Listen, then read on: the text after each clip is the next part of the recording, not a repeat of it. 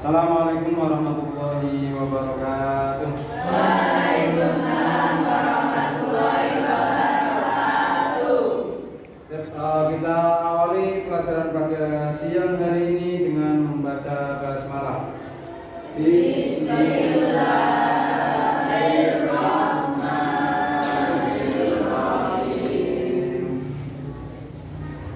Sebelum kita mulai pelajaran pada siang hari ini, bagaimana kabar anak-anakku sekalian?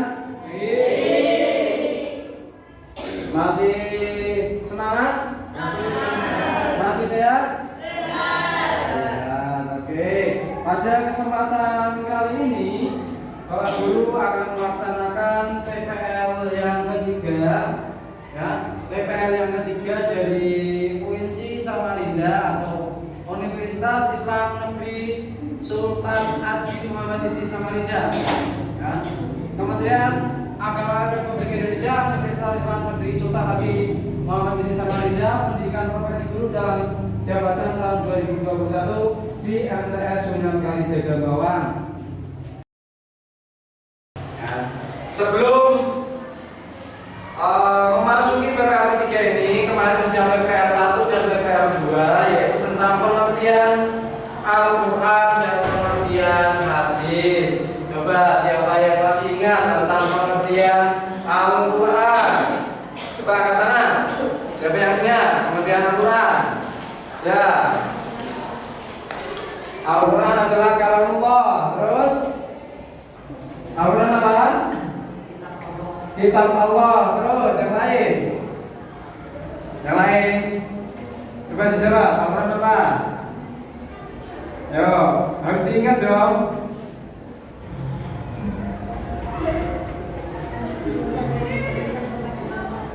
Mukjizat yang diturunkan kepada Nabi Muhammad. Itu juga pengertian Allah. Oke, kemudian pengertian hadis. Apa itu pengertian hadis? Yo, pengertian hadis. Apa hadis? Yang baru, terus mudah, apa lagi? Cerita. Oke. Kalau secara istilah hadis memiliki pengertian apa? Coba. Apa? Segala apa?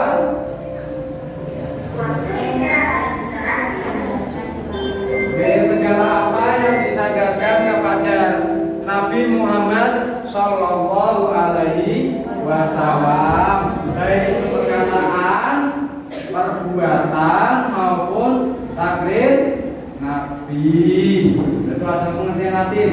Oke, sesuai janji Pak Guru kemarin, kalau tugasnya sudah selesai tuh, mencari contoh sanad, matan dan rawi. Belum ada ya. Oke, sesuai janji Pak Guru kemarin, Pak Guru akan memberikan contoh. Akan memberikan contoh tentang sanad, rawi dan matan.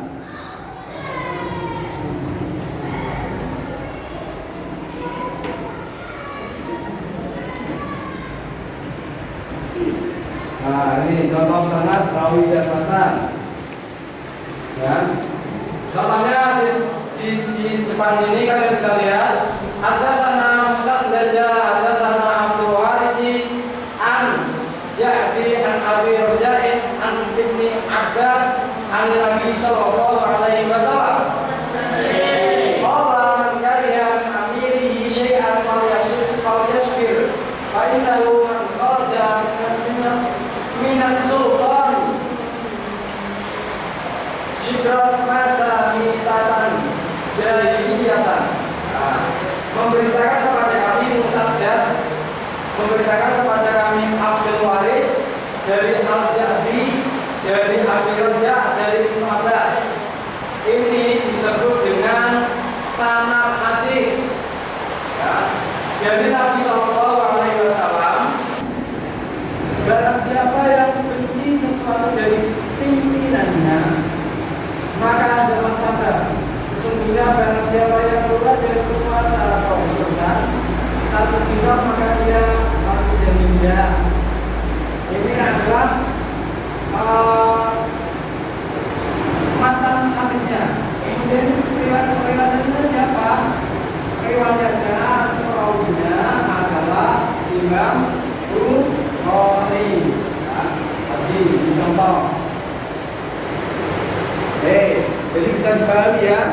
sanad itu yang menjadi runutan hadisnya, matan itu isinya, kemudian rawi itu yang meriwayatkan. Kalau di sini yang meriwayatkan adalah Al-Bukhari, isinya atau matannya adalah barang siapa yang memiliki suatu dari pimpinannya disebut matan. Kalau sana tadi dari Musaddad, dari Abu-Wali, dari Abdati, dari Abu Rajab, dari Ibnu Abbas, ini disebut sanad, lebih jelas. Itu sanad namanya. Kemudian kalau perawi ini biasa yang kita kenal ada Imam Bukhari, Imam Muslim, Imam Abu Daud, Imam Tirmidzi dan lain sebagainya. Yang masih kita kenal adalah Imam Bukhari, Imam Muslim. Oke, kita masuk ke materi berikutnya.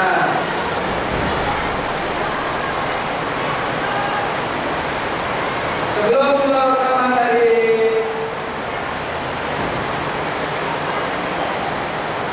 PPL ketiga ini, Pak Guru ingin menyampaikan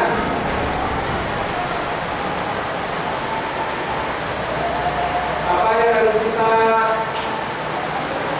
dapatkan dari pelajaran ini. Kompetensi dasarnya adalah menerima Al-Quran dan hadis sebagai pedoman hidup manusia. Yang kedua, menjalankan sikap tanggung jawab dalam berperilaku. Jadi perilaku kita harus bisa didasarkan dari Al-Quran dan hadis. Memahami kedudukan dan fungsi Al-Quran dan hadis dalam Islam. Yang keempat, menyajikan kesimpulan tentang kedudukan fungsi Al-Quran dan hadis. Nih, materi yang berikutnya adalah fungsi Al-Quran dan hadis dalam Islam. Ini ya. Jadi ini yang ketiga adalah fungsi Al-Quran dan hadis dalam Islam. Ini yang harus kita capai. Oke. Fungsi Al-Quran dan hadis dalam Islam, siapa yang tahu? Fungsi Al-Quran dan hadis dalam Islam, siapa yang tahu Pak? Ayo, diam-diam saja. Apa fungsi Al-Quran?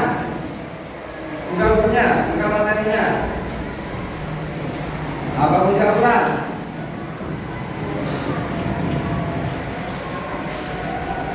Apa fungsi Al-Quran? Sebagai petunjuk, terus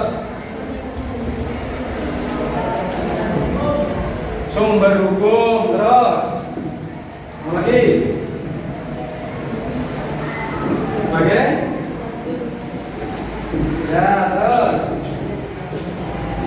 coba dibuka apa misalkan ya tadi apa lagi? Sebagai penerangan, yang lain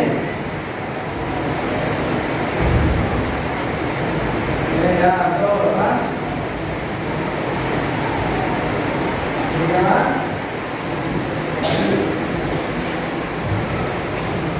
apabila dan peringatan. Fungsi Al-Quran secara garis besar, ya, fungsi Al-Quran secara garis besar bisa kalian lihat di sini.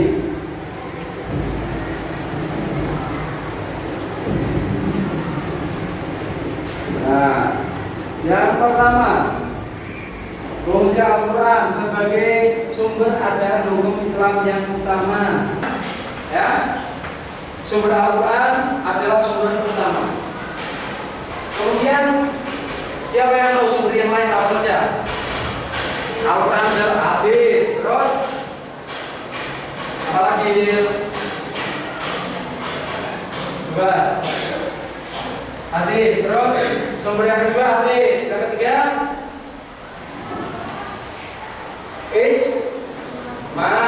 yang keempat qiyas, ya.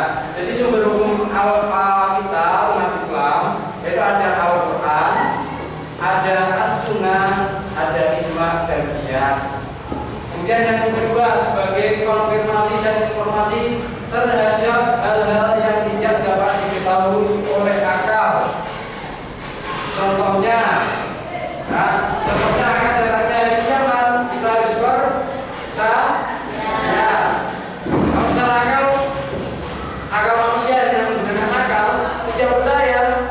Makanya ada orang-orang yang tidak memiliki agama karena tidak percaya akan adanya Tuhan, tidak percaya akan adanya kiamat yang membuat alam ini. Mereka jadi ateis. Oleh karena itu kita harus menghindari hal tersebut. Kemudian petunjuk hidup manusia ke jalan yang lurus dan tentang berbagai hal. Kemudian sebagai pengontrol dan pengoreksi terhadap ajaran-ajaran masa lalu, yaitu Injil, Zabur, dan Taurat. Ini fungsi secara umum. Ya. Kemudian fungsi Al-Quran. Al-Quran memiliki banyak fungsi. Ya.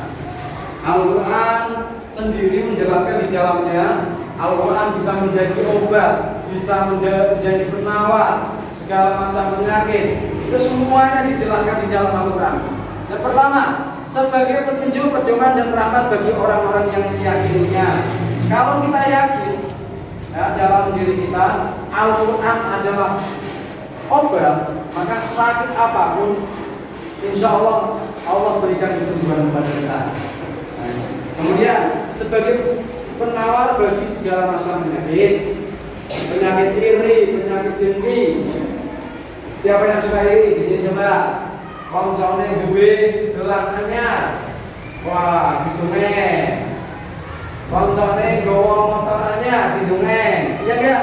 Itu penyakit kita, penyakit berat. Penyakit apa bukan? Dilihat-lihat. Oh, penyakit harus kita sembuhkan. Caranya gimana? Caranya tadi kita harus selalu berpegang teguh kepada Al-Quran dan hadis. Sebagai pembenar dan penyempurna kitab yang lalu. Nah, nih, kitab yang lalu itu sudah benar kalau kitabnya asli. Tapi kalau kitabnya sudah dipalsukan, dirubah seperti yang sekarang beredar, itu semuanya kan rata-rata sudah ada perjanjian lama, perjanjian baru kan seperti itu. Jadi yang berubah mungkin manusianya. Oleh karena itu, ini sebagai koreksi, penyempurna kitab yang lalu. Kemudian sebagai pembedaan antara yang hak dan yang batil, Al-Quran jelas melarang kita melakukan kejelekan dan menyuruh kita melakukan kebaikan. Oke, kalau lemah seperti ini, ini kurang semangat. Oke, kalau kurang semangat seperti ini, pembelajarannya kita rubah. Nah, kita rubah, kita coba buat kelompok. Ya, kita kelompokkan sekali langsung kelompok. Coba kita buat kemarin yang 4 kelompok itu kita buat melingkar biar tidak tidak bosan. Ayo, coba kita rubah. Geser sedikit. Ayo, geser sedikit biar kita semangat, biar kita lemas. Ayo, geser. Nah, kita diskusi. Satu kelompok 2, ini kelompok 1. Kita diskusi, coba diskusikan, ambil pulpen kamu. Ayo. Ya, lu melanjutkan ke sana. Nanti tunjukkan lagi. Ya, teman kelompok kamu. Ya, tuh, ayo. Kita coba.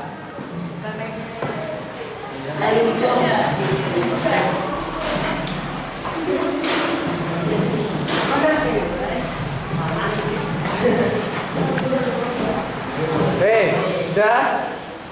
Kita coba untuk kita coba nanti berdiskusi kelompok. Nih, biar tidak jenuh. Ya, ada diskusi kelompok. Ini materinya.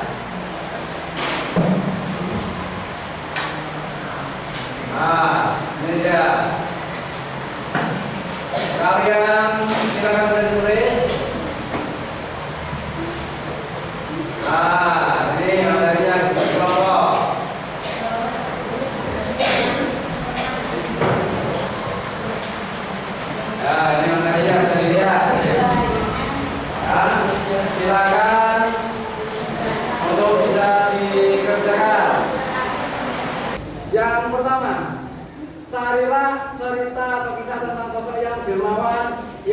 terdapat dalam Al-Quran dan hadis. Coba tulis. Buat kelompok, carilah cerita atau kisah tentang sosok yang dermawan yang terdapat dalam Al-Quran dan hadis. Yang kedua, pelajaran atau ibrah apa saja yang dapat diambil dari cerita tersebut. Oke, silakan ditulis. Ya, tulis.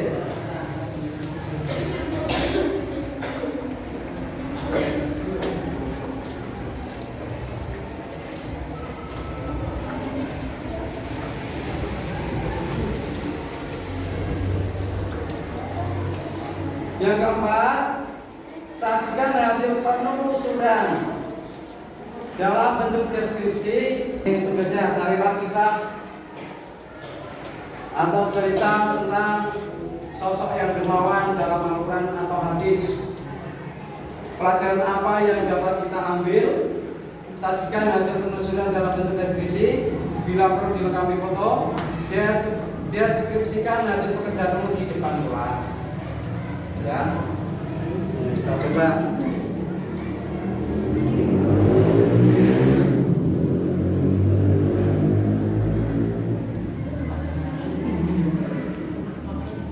Ayo ditulis, ditulis, ditulis. Kemudian dikerjakan. Coba dikerjakan kelompok.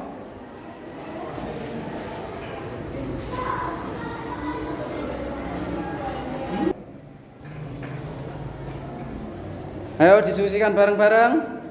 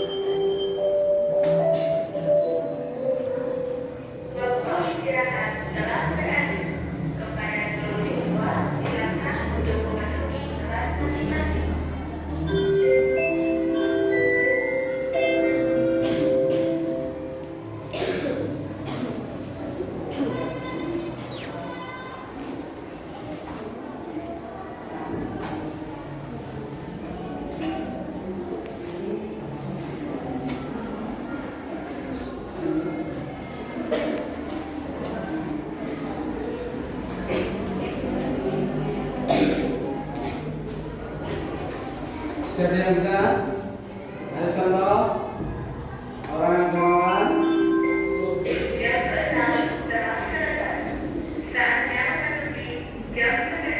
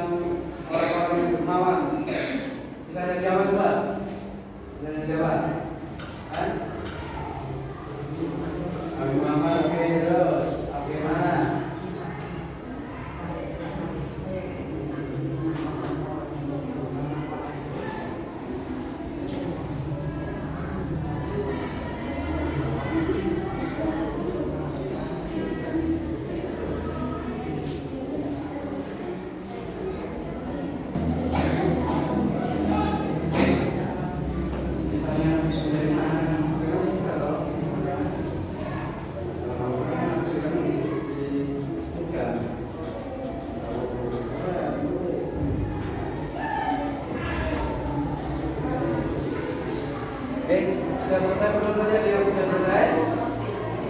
Belum? Belum ada?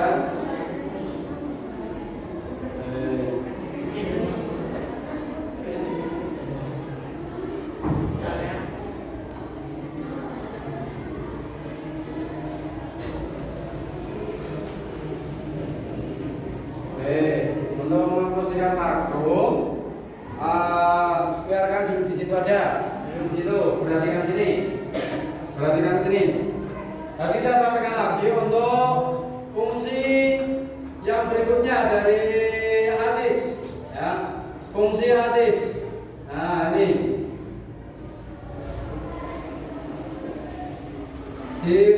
lihat fungsi hadis terhadap Al-Quran. Yang pertama, mengukuhkan hukum yang sudah ada di dalam Al-Quran, mengukuhkan. Ya. Yang kedua, memerinci ayat Al-Quran yang mujmal. Ayat Al-Quran kalau misalkan mujmal umum kita tidak bisa pahami, itu di hadis dijelaskan biasanya oleh Rasulullah. Kemudian menetapkan hukum yang belum ada di dalam Al-Quran. Ya. Bisa kalian lihat contohnya di materi yang sudah kalian punya itu. Kemudian membatasi keumuman Al-Quran. Ya. Seperti itu. Kemudian ada pun cara-cara kita memfungsikan Al-Quran dan hadis dalam kehidupan sehari-hari sebagai pedoman dalam kehidupan pribadi kita, menjalankan keseharian kita, sebagai pedoman dalam kehidupan keluarga, rumah tangga. Kalau yang sudah berumah tangga, kalau kalian berarti dengan orang tua kalian. Ini sudah dicontohkan Rasulullah. Pedoman dalam kehidupan bermasyarakat, dalam kelompok kalian seperti ini juga contoh. Kemudian kehidupan dalam kehidupan berbangsa dan bernegara sebagai hakim dalam menyelesaikan masalah. Ini 5 cara memfungsikan Al-Quran dan hadis. Rangkuman yang dapat kita ambil, Al-Quran adalah kalamullah, hadis adalah setiap perbuatan Nabi yang disandarkan kepada Nabi. Fungsi Al-Quran tadi sudah kita pelajari bareng-bareng. Nanti materi ini bisa kalian baca di buku ajar yang sudah diberikan kepada kalian, ya. Oke, karena sudah siang, sebelum kita tutup, nanti tugasnya dibuat ya. Untuk tugas kelompoknya itu dibuat biar kelompokannya makin solid, ya, makin solid. Biar tugasnya juga bisa dinilai. Yang kemarin tugasnya belum selesai, silakan dicari. Nah, oke, sebelum saya tutup, ada pertanyaan atau tidak? Tidak ada? Tidak ada? Mengingat pelajaran lalu, coba Pak Guru tanya, apa fungsi dari Al-Quran secara umum? Yang pertama tadi apa? Sebagai pedoman hidup dan sebagai sumber hukum. Itu yang paling pokok, sumber hukum, pedoman hidup kita. Kemudian ada berapa sumber hukum Islam yang dianut oleh NU atau saja? Ada 4. Apa saja? Al-Quran, hadis, ijma', qiyas. Betul. Oke, ingat ya. Selalu belajar dan belajar. Jangan lupa untuk mempelajari pelajaran yang sudah didapatkan dari madrasah. Ya. Ingat, walaupun di rumah sekarang sudah zaman modern HP, waktu belajar kalian harus disempatkan. Jangan hanya main HP saja. Ya. Jangan hanya main HP saja. HP-nya atau Android-nya digunakan dengan sebaik mungkin. Digunakan untuk belajar, mencari tambahan materi baru dari internet. Seperti itu ya. Oke, kita tutup dengan membaca